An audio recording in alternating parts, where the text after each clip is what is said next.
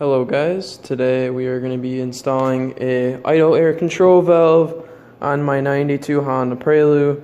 This is a common Honda issue. Basically when you start your car up, the idle just doesn't want to cooperate. It keeps going up and down. And I don't see too many videos, but it is a common problem. I don't see people really trying to upload a video on it. But mine is right here. Here's the valve cover. Here's where the throttle body would be, or intake manifold. So I already have these two bolts loose, so these two will come out. It's already kind of loose, you can kind of see that. You're going to also want to disconnect this connector right here, which I already have somewhat loose. Let me grab that, that's off. So then we just need to undo these two. Mine's a 92 and it has a really clean engine, so a lot of these parts, for the most part, come out pretty easily for me.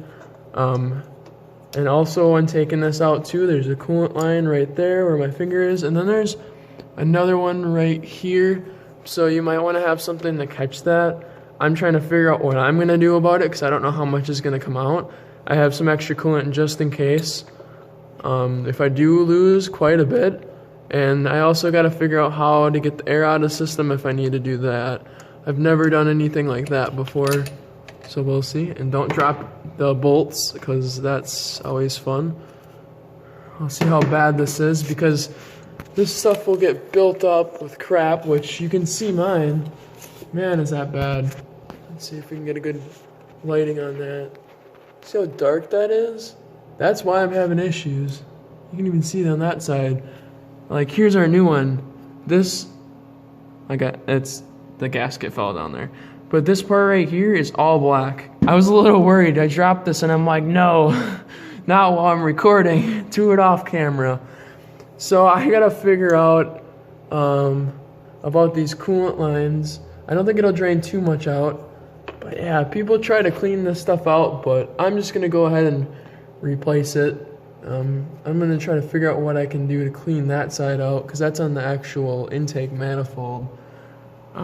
So I'm going to do a little bit of looking around and seeing what I can do for catching coolant and cleaning the inside, and I'll be right back. I got one coolant line right here disconnected, and this was a pain in the butt. I was trying to thread through the intake, like the air control valve underneath. I think this is the fuel rail right here, some fuel tube or whatever. Finally got it through. The only reason why I'm doing that is because this coolant line right here, it's kind of like rusted on is what it seems like. I'm trying to get it to focus. But you know what I mean. Right there.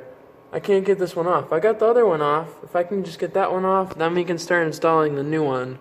So I'm going to do a little bit more pulling and stuff and seeing if I can take it off. But we'll see. So I got the old one off. I was pulling and pulling on that line and I hit myself in the chest. That hurt, but I'm okay. So this is the difference. Like, look at how much I think it's carbon buildup is probably what that is. And then you see the new one. And right now, the best thing I can try to do is, one of my ideas is just take a Q-tip with some cleaner and just try to get in this hole here where the intake is. Just go do light circles so I can get all this crap out of there, because that's not what we want. So I'm going to do that a few times and make sure I get it all clean, because I don't want to have to redo any of this type of stuff. I'm not sure how often those things go out, but I'm going to try to get as much of this crap I can out, and then I'll be back.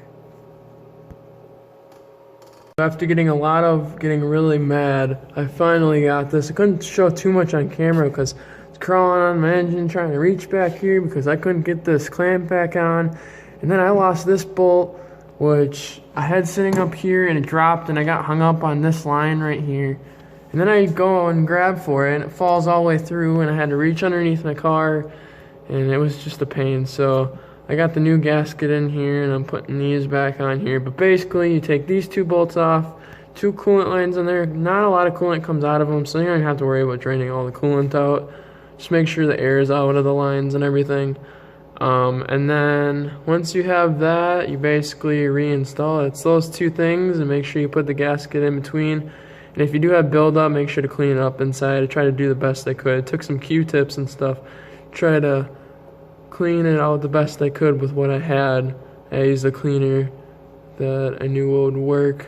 So it's basically tightening all this stuff up, and then I'll give you guys a startup, and hopefully our idle stuff will go away. And make sure your connector is plugged back in too. I forgot about that. That's one essential thing, because it looks like this kind of goes to the fuel rail and some things that you really need. So yeah, this is a part that I needed to fix an idle issue. This isn't anything performance, this is just something that needed to get done. Next thing that I would need to fix is an oil pressure sender, which is leaking onto my exhaust. So I want to get that fixed before I get my exhaust. Like, I have my exhaust ordered, I'm just waiting for it to come in. It's a full headers all the way back to muffler. But I want to make sure I can get that fixed before I do anything, because I don't want that leaking on my new exhaust. I'll probably take that to a shop. I don't know how I feel about taking the headers off of this thing, because I've never took headers off of anything. So after I get this all together, I'll give you a startup.